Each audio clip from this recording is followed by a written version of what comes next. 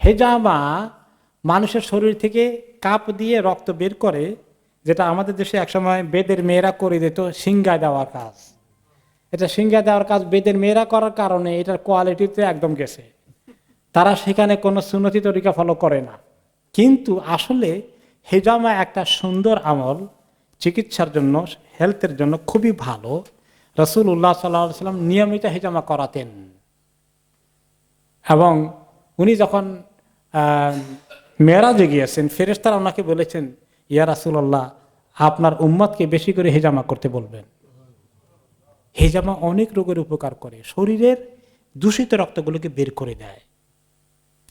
এবং মানুষের যাদের বিশেষ করে জিনে ডিস্টার্ব করে, জাদুটনা সেহের আছে, এগুলোর জন্য রুকিয়া করার পাশাপাশি হেজামা করলে এটা অনেক উপকার হয়। আর এগুলো কিছু না থাকলেও রেগুলার হেজামা করাটা, কয়েক মাস পরে পরে, 2-1 মাস পরে পরে হেজামা করাটা অনেক স্বাস্থ্যের জন্য ভালো, অনেক দূষিত রক্ত বের করে দেয়।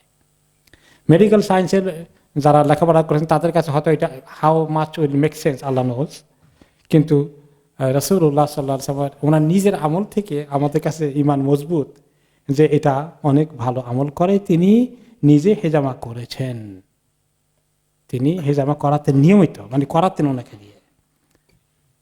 এবং তিনি আরেকটি হাদিসে বলেছেন যে তোমাদের যে সমস্ত জিনিস রোগ ভালো, রোগ উপকার করে, রোগ ভালো করে দেয়, তার মধ্যে অন্যতম একটা তরিকা হচ্ছে হেজামা করা। হেজামা লাইনে বেশ কয়েকটি সহিহ হাদিস আছে।